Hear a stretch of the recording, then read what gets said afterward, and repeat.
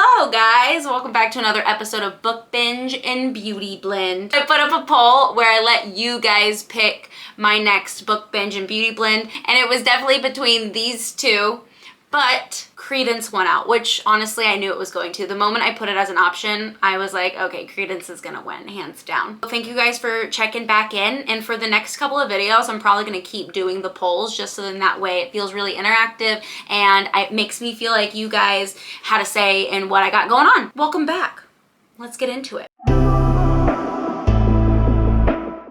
As for makeup, I have no freaking idea what I'm gonna do. So this shall be fun. This episode is going to be Credence by Penelope Douglas. I don't know, I would say Credence was technically my first Y choose, and which I didn't even know it was a Y choose whatsoever. And it was also my first kind of more taboo concept book. So in Credence, we meet Tiernan. So Tiernan is on the cusp of being 18 when her parents die. Her and her parents were never really close. Her parents were just so absolutely in love with each other that it seemed like they couldn't spare any love for their child. They basically ignored her existence, and she always felt like she was encroaching on their life. She always had her nanny taking care of her, or she jumped from boarding school to boarding school. Her parents weren't really involved whatsoever at all. Her dad was dying of cancer. The doctors said that he probably wouldn't last the rest of the year. I don't know how to describe this. They basically just both offed themselves. So then that wasn't nice at all. They both ended their lives, so then that way they didn't have to live in a world where they don't both exist. I don't know, some sappy, weird Shakespeare shit, okay? And so when she woke up that morning and they had passed, there wasn't even like a note or anything, like even saying goodbye or explaining literally anything. They just like were like, fuck it, and then like left. I don't know. It's weird. It's very strange to me. They didn't give any thought to their daughter at all. I don't know, wild parents. Anyway, that night after the police leave and the reporters leave, she gets a call from a private number. It happens to be her step-uncle, who she has never met nor knew really existed. Jake and her dad weren't very close whatsoever. They butt heads a lot. They never really saw eye to eye. I wouldn't really count him as an uncle. There's no blood relation. But he ends up calling her because her parents' lawyer contacted him. And since he is her only living relative and she is under the age of 18, I mean, he is technically her like caretaker, decision maker. But basically Jake is pretty chill. He's like, hey, you're really close to being 18. If you want to emancipate yourself, go for it. He was like, it's no sweat off my back. He's like, I live in the middle of nowhere. He was like, it's definitely not California. It's not the life you're used to. We have no internet, no Wi-Fi, no caramel macchiatos. I don't think it's really your scene, not really your vibe. So if you don't want to come, you definitely don't have to. But as Tiernan thinks about it, she really doesn't have much left in her parents' home anyway. There's not really any great memories keeping her there. It's just kind of sad and worn down. She doesn't really have any friends. She's a very closed off human being. She's very used to being secluded and alone. Being secluded and alone in a big city, or being secluded and alone in the forest. People you don't know. She picks in the middle of BFN, bum nowhere. Where are we? Corner of bumfuck, and you got a pretty mouth. With her step-uncle and her two step-cousins. So, I mean, the first couple of days aren't really anything crazy. He picks her up from the airport, takes her to the house. He's explaining that, you know, this is the woods, this is the middle of nowhere, this isn't just like LA. There are wild animals, there are things that happen. We have chores, we work hard, we don't just have easy access to grocery stores, like everything's a trip and a half. So basically, bye-bye civilization. You're literally in the middle of nowhere. He basically tells her that her chore is gonna end up being to cook a lot. She's gonna spend a lot of her time in the kitchen for breakfast, lunch, and dinner, which Tiernan gets kind of upset about this because she's like, I'll pull my weight, but I'm not your built-in freaking cook. That's not happening. And he was like, okay, well, do you know how to skin a deer? She's like, no. He's like, oh, okay. Do you know how to mow a lawn? And she's like, well, no. He's like, oh, all right. Do you know how to can fruits and vegetables? She's like, no. And he's like, oh, tend to crops. She's like, no. And he's like, oh, so you know how to milk a cow? She's like, no. And he's like, oh, so in the kitchen's where you'll be. I mean, fucking savage. I mean, there was not an ounce of that wasn't true, so it's actually quite funny. Well, after breakfast, she goes out, like, she's all huffy and everything, and she goes out and she sees Jake hammering what is called a siding. Not that I knew what that was, but basically he's hammering a nail into wood against the house. I don't know, fuck if I know. And so she's like, well, can I help? So she walks over and he starts showing her how to do it. And a bunch of Noah's friends pull up on some bikes. So they also restore bikes. So a bunch of his friends pull up, and so Noah goes outside and is chit-chatting with them. And she gets a splinter in her palm. I have something in my eye. It's like every time they talk to each other, there's like pent up weird tension. You think he really hates her freaking family, but I don't, it's just weird tension. Like it's almost like spicy tension. This is how I know. You wanna know how I know it's spicy tension? Because while trying to get the splinter out, he lifts her palm and starts sucking it out. I kid you not. Sucking the splinter out of her palm. This man would have brought my palm up to his mouth and this would have been my face. Like, excuse me, sir, what the are you doing? Please remove your mouth from my hand. In the background of all this, Noah is like messing around with his friend. They kind of ask about her, like, hey, who is this new girl? And Jake makes it a point to say, do not mess around with the local boys. He very much tries to discourage her from hanging out with them or spending any type of time with them. After breakfast, she starts her first set of chores with Noah. So Noah's kind of showing her the ropes of some stuff. Later on in the day, they have to make a run into town. So they make frequent, geez, I'm not gonna be able to talk. They end up making frequent runs into town because come winter, it snows out. There is no getting into town. The road's closed. You ain't driving nowhere once the snow hits. So they frequently make trips to make sure that they can continuously stock up on the things they need before winter comes. So while she's in town, Tiernan gets a special greeting from the neighborhood whore, from the neighborhood biatch. Her name is Cece Diggs. Well, Cece comes up and is like, so are you with the, I don't know, riders, the bikers, I don't know what you call them. Whatever you call them. Are you with the racers? Are you like with the racers? And she's like, what? She's like, well, you're wearing racers gear. And she's like, no, I just. And then up comes Noah and he's like, she lives with us. Basically, Noah tells Tiernan not to worry about Cece because Cece's just jealous of anything that's prettier than her coming into town because Cece's got a thing for Caleb, who we haven't met yet.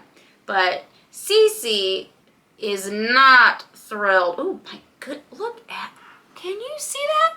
Holy shit.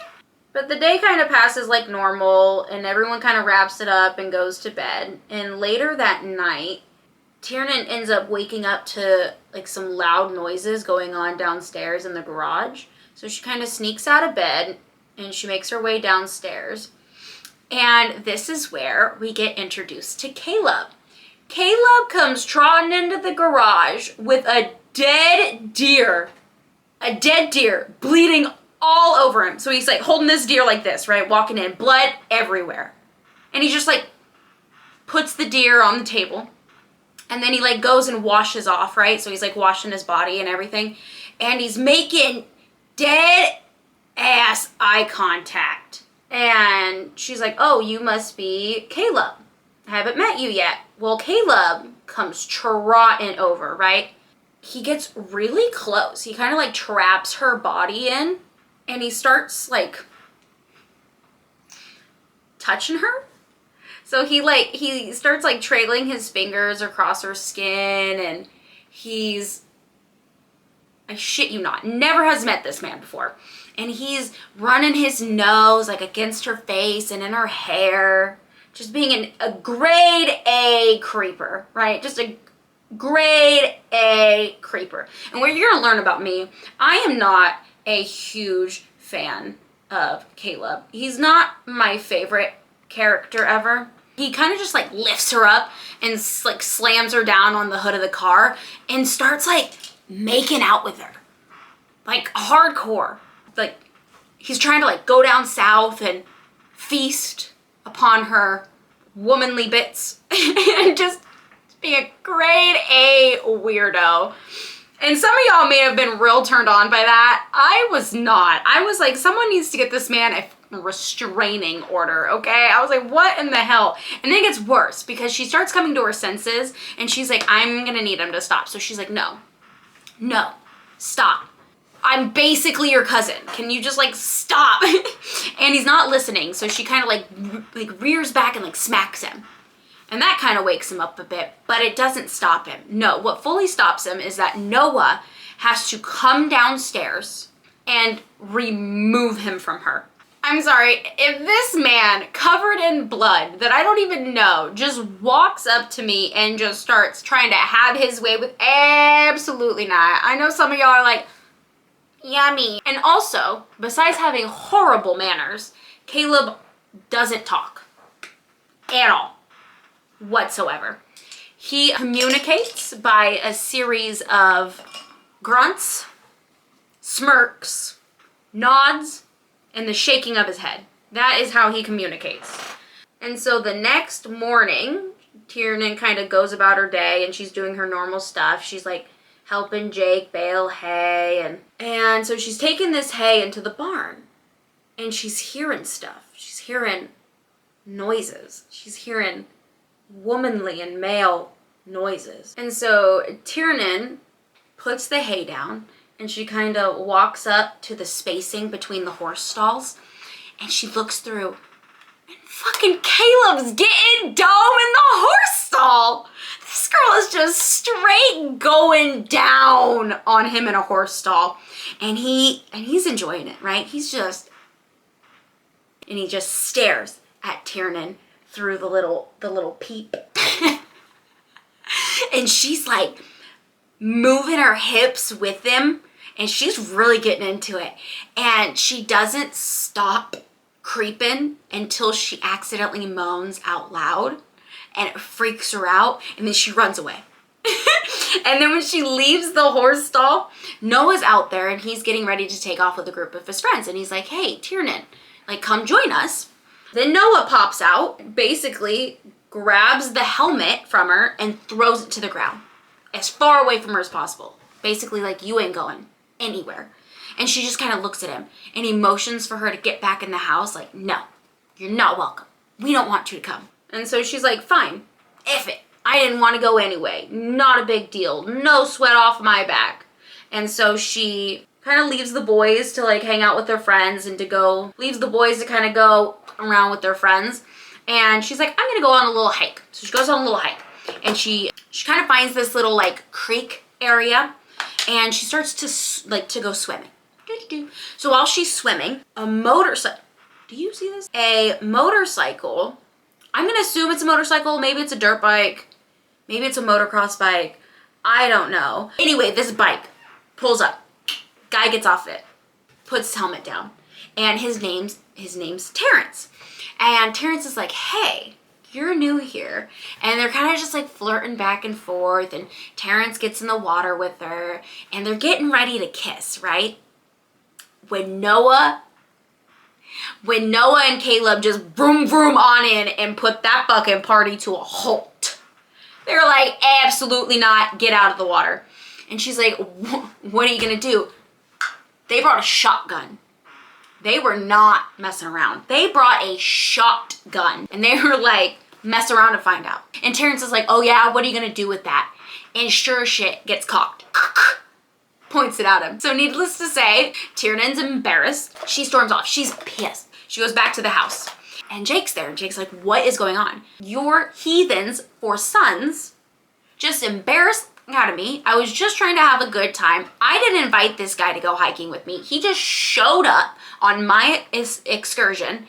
And then your kids showed up pointing guns at people.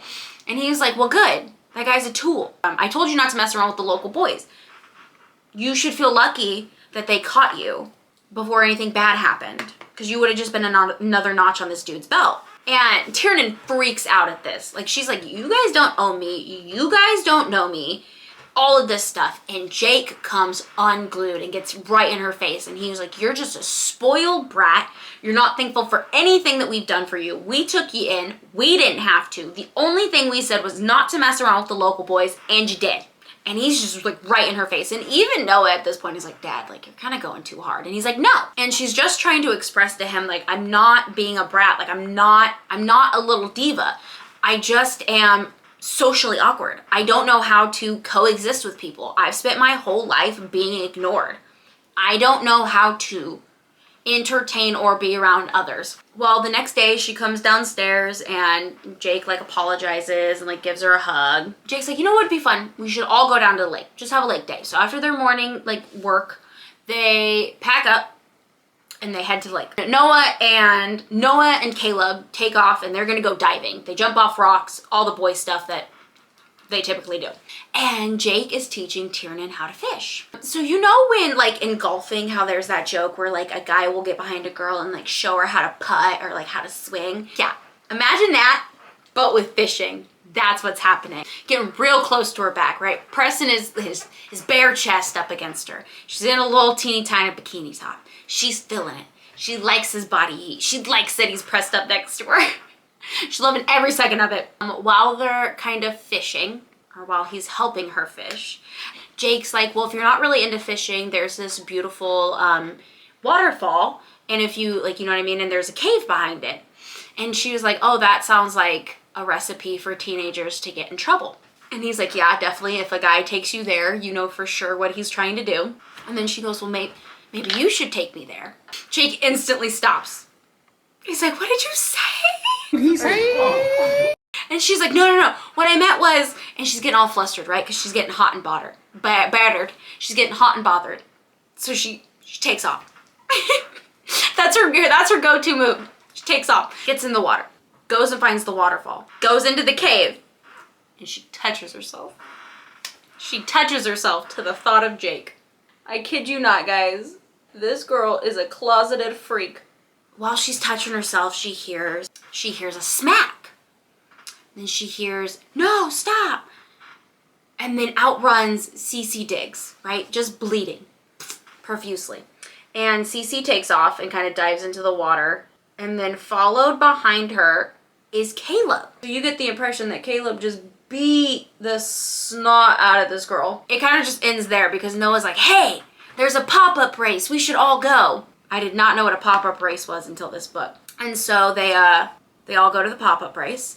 And she's like, Tiernan is on the same level as me. She's like, I don't know what the hell pop-up race is. Jake is basically like, it's a great way to meet vendors and sponsors and just to network, basically. So they go, and Noah's being goofy old Noah, and he's wanting to race. So while at this event, after the races kind of end, everyone's kind of just hanging out. Cece Diggs, who was the warm welcome committee to town and the one that looked like she got the snot beat out of her by Caleb, walks up to Tiernan. And she's like, hey, you want to dance? Tiernan's like, no, not particularly. And she's like, oh, cool, you're going to do it anyway. Grabs her hand, drags her out. They're dancing, but they're not just like normal dancing. No. Cece's trying to get people's attention. So she's like dirty dancing on her, right? Like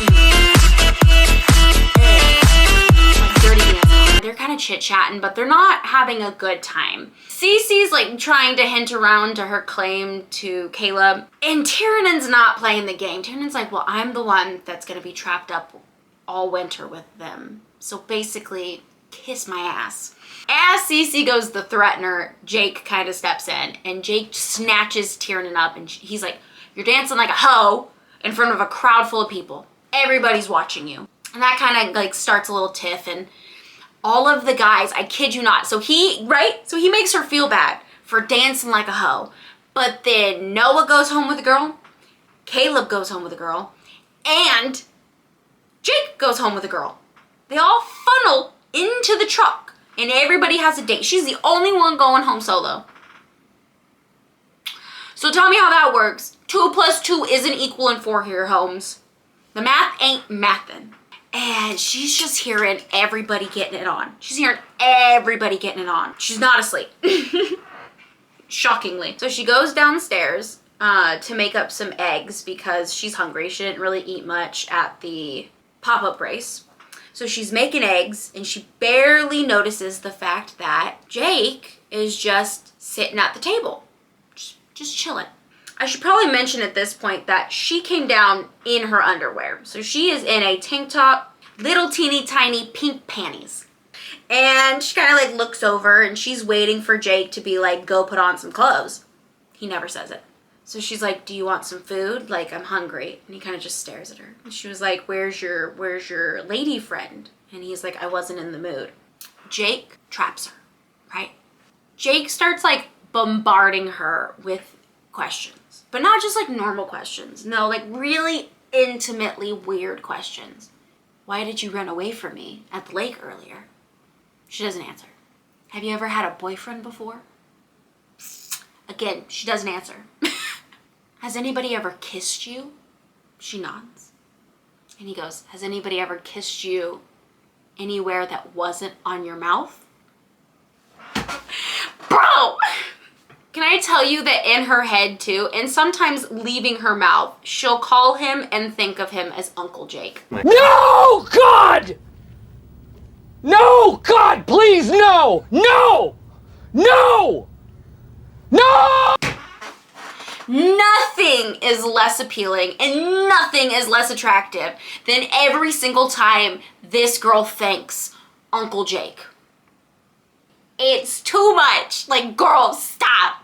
He ain't your uncle. You never met the man. He was at none of the family occasions. He is literally not blood related to you. You just met him. Please stop calling him Uncle Jake. It's disgusting. Ew, no, David. Like, nothing dried me up faster. Like, I'd be in the mood, right? They'd be like kissing and touching. And then all of a sudden she thinks or says Uncle Jake. And then I'm like, as dry as the Sahara. No. He tells her, I think it's better if you go home. And she's like, I thought I was home. And he's like, this arrangement isn't going to work. And she's like, why? And then he rubs his junk on her, right? And his junk is hard. Steel. And he's just like grinding it on her. He's like, do you see what you do to me? And she's kind of like egging it on, right? She's like grinding back into him and like touching on him. And he's like, I have this sweet teenage piece of ass upstairs and all I want to do is kiss her goodnight. I'm into taboo. I love age gaps. I love that stuff. I've read a lot of taboo books. But every time I read that, I just go, ooh. And then he starts kissing her. He starts touching on her, right? And she starts trying to touch him back and he won't let her. And she's like, please, please, I want to touch you. So he lets her, right? And then she's like trying to take it further. So she like moves his hand and her hand down to her like, her lady bits. And then he freaks out and he pulls away. No, we can't do this. This isn't good. I can't do this. And she's like, why? Like it felt really good. Why can't we do this? And he was like, one, you're still 17. But even though that was not mentioned, no one cared that she was 17. I'm a hold that right there. But I'm gonna mention it. One, you're 17. Two, and he's like, you know, you're an orphan who has never been really loved or really taken care of. And he's like, you're just desperate for attention. And he's like, and one day you might wake up and realize that this isn't actually what you wanted. And he's like, so I'm gonna be the bigger person. I'm gonna be the adult. And I'm just gonna put a kibosh to it now. She ends up leaving the Vanderburg house to fly home for her parents' funeral. And the boys were kind of worried that she was gonna go to this funeral and not come back. That she was just gonna decide that like she wanted to stay in California.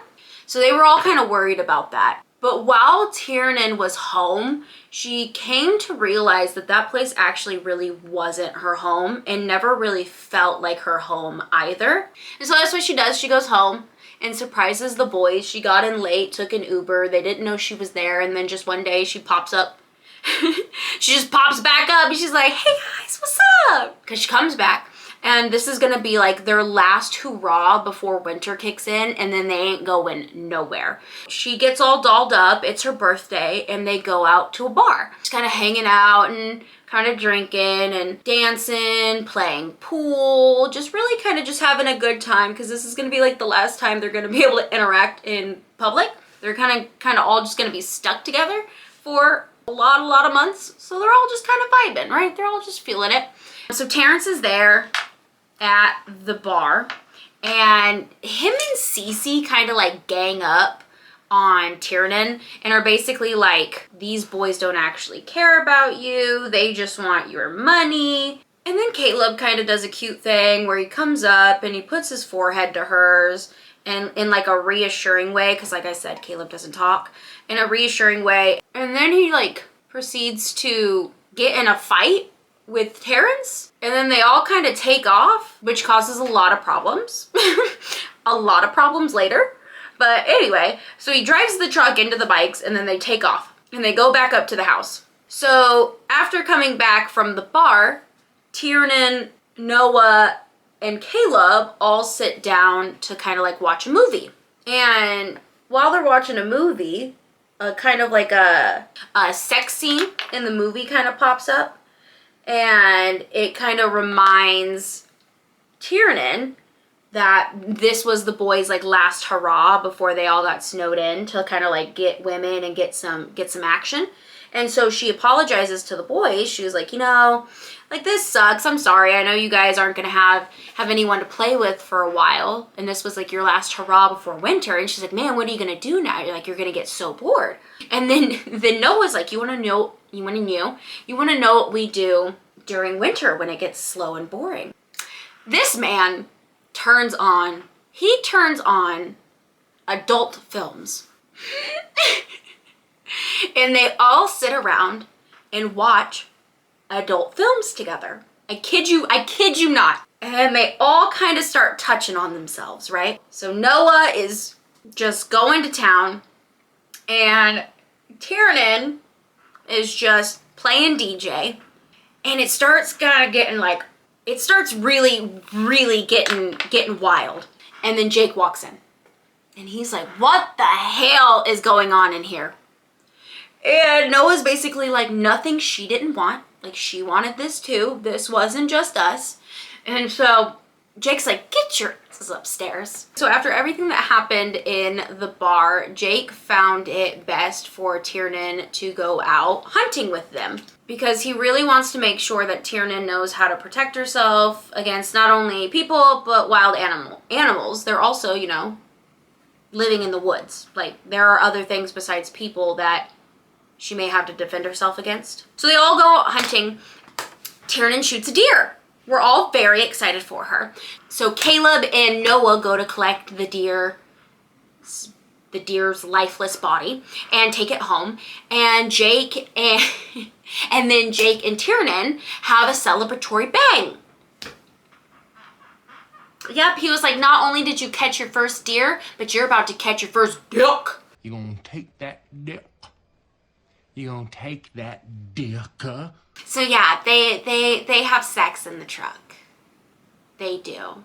They have sex in his truck. Her uncle takes her virginity. It's wild. Tiernan and Jake are kind of seeing each other. Noah's jealous that Jake and Tiernan are seeing each other because Noah really wants to mess around with Tiernan. Caleb and Tiernan are butting heads a lot too. While being snowed in, Tiernan starts a lot of furniture projects, so she starts being more creative and artsy, and she's like flipping furniture, things like that. Jake goes fishing. He goes what I assume is ice fishing, because there's no way you're doing like regular fishing in the winter, right? Like, that's not a thing. While Jake is away, the kids come out to play, and Noah is just throwing his advances at Tiernan. Like, he's like, I want you. So he is shooting his shot with her, and Tiernan's basically like, no, like, I am really into your dad. Noah and Caleb kind of stay up they notice that the barn is on fire. So they're freaking out. Tiernan wakes up. Tiernan is going into the barn that is on fire and getting all the horses out. And in the process of doing that, Tiernan gets hurt. Something cuts Tiernan's arm. So the boys kind of take Tiernan inside.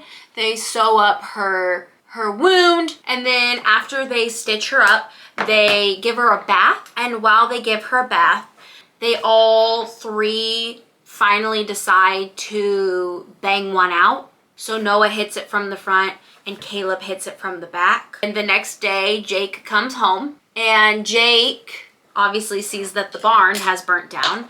And so they kind of talk about Tiernan's injury, how the barn burnt down. Tiernan's very honest with Jake and she's like, you know, I kind of fooled around with the boys. And Tiernan kind of stopped bed hopping after that, because she started realizing that she actually really just had feelings for Caleb. One night, Caleb and Tiernan are kind of messing around, and it kind of is from Caleb's point of view. And so it's everything that's kind of going on in Caleb's head while they're doing it. He starts getting mad because he thinks about the fact that she's bed hopping from his dad's room to Noah's room and then sleeping with him. And he kind of starts getting irritated by it. And so during sex, he starts getting kind of rough, kind of more violent. And Tiernan asks him to stop. And of course, it's Caleb. So Caleb doesn't really know when to stop. And so he keeps going. She kind of runs off and hides in Noah's room. Well, while she's hiding in Noah's room, Noah kind of informs her why Caleb acts the way he acts. Well, it turns out that Caleb and Noah's mom, Jake's ex, is in prison, I think. And while she was out and she was obviously being a parent, she had gone to a house to party and to get recreational party substances. She had lost track of time, and minutes had become hours, which had become days. Doctors say at some point his brain went to go and cope, and it just shut down. And then as a way to cope with all of his trauma, it's his only form of control. So that's why he still doesn't talk. So Tiernan, now understanding kind of where Caleb is coming from, goes back to Caleb's room and starts to comfort him. Like, she's like hugging on to him and she's like, I'm so sorry. I swear I'm not sleeping with either of them anymore. I haven't slept with either of them since you. And then she kind of notices that Caleb's holding on to something and she realizes that it was her project. She runs out to the barn and sure as shit, there is her project, completely obliterated and on fire. It was the last straw for Tiernan. She freaks out and she grabs this pipe. She's like, I'm gonna beat him. Catch me outside, how about that? Well, instead of beating him, she turns around and starts breaking her own projects that she had spent all this time working on.